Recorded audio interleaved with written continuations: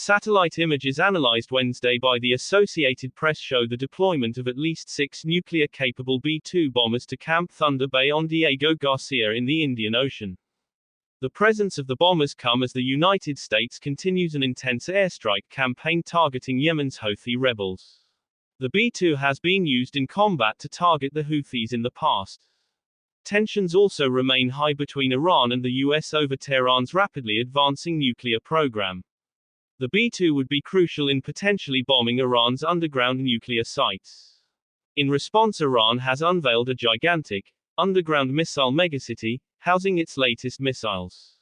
The Aerospace Division of Iran's Islamic Revolution Guards Corps unveiled the missile megacity on March 25, claiming that it was just one among the hundreds of such facilities in the country. The facility was unveiled with the Chief of Staff of the Iranian Armed Forces, Major General Mohammad Bahri, and the Aerospace Division's commander, Brigadier General Amir Ali Hajizadeh, in attendance. Multiple Iranian news outlets published video footage showing the top brass touring the sprawling center that houses thousands of surgical strike ballistic missiles such as Kibar-Shekan, Marta-Haj Qasim, Qadr-H, Sejal, and Ahmad. Among the multiple missiles showcased in the facility, Iran's Kibar-Shekan-1 missile is one of the most capable. It is a high-explosive, mobile, single-stage solid propellant, SP, surface-to-surface medium-range ballistic missile, MRBM, that entered service in 2022. At that time, the missile's unique name garnered headlines. K-bar refers to the famous war between Muslims and Jews in the early years of Islam and the victory of Muslims over Jews. K-bar, which is located approxima. The Kibar-Shekan missile warhead configuration is of the triconic type, which maintains warhead stability during heavy maneuvers. Due to the warhead's design, the possibility of maneuvering this missile in the final terminal guidance phase against anti-missile defense systems has been strengthened. In fact, Iranian media claims that the missile could bypass even the latest US missile defense systems, such as the much-vaunted THAAD and Patriot, as well as David Sling of the Israel Defense Forces. When maneuverable detachable warheads enter the Earth's atmosphere, they maneuver with the help of their wings. During the maneuver, the kinetic energy and, of course, their speed are reduced. For this reason, at the moment the warhead hits the target, no signs of burning wings or melting of the warhead are observed, which makes it possible to perform heavy maneuvers to neutralize enemy air defenses. At the moment of impact, the warhead's speed is estimated to be about Mach 2 to 3.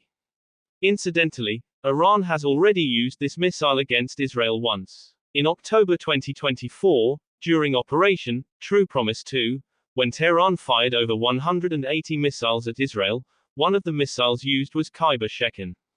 Another missile showcased at the facility was Marta-Haj Qasim. The missile was first unveiled in August 2020 as part of Iran's National Defense Industry Day.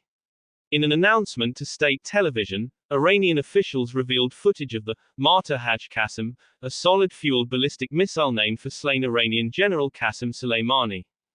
The Qadr-H missile, which can fly as far as 1,700 kilometers, and the Ahmad and Sejal missiles were also showcased. Iran's iron fist is far stronger, today, than before. All the defensive dimensions that are required for generating a capability that is 10 times stronger than the one deployed during Operation True Promise 2 have been created, Bahri said, addressing the facility's personnel during the tour. Ever since the October 7, 2023, attacks on Israel by Hamas, a direct war between Israel and Iran is a very real possibility. Since then, both countries have launched air and missile strikes on each other but have avoided a large-scale direct war. Iran launched Operation True Promise, firing over 300 drones, cruise missiles, and ballistic missiles from its territory on April 13, 2024. Iranian strikes were in response to Israel's April 1 bombing of the Iranian consulate in Damascus, Syria, which killed 16 people, including IRGC commander Mohammad Reza Zahedi.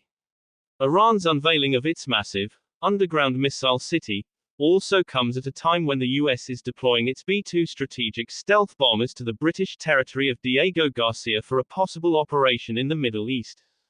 This large-scale military deployment has raised suspicions that a major military operation is about to begin. Amid increasing threats of a regional war, Iran wants to send a message that any possible adventure by the US and Israel will invite a strong response from Tehran.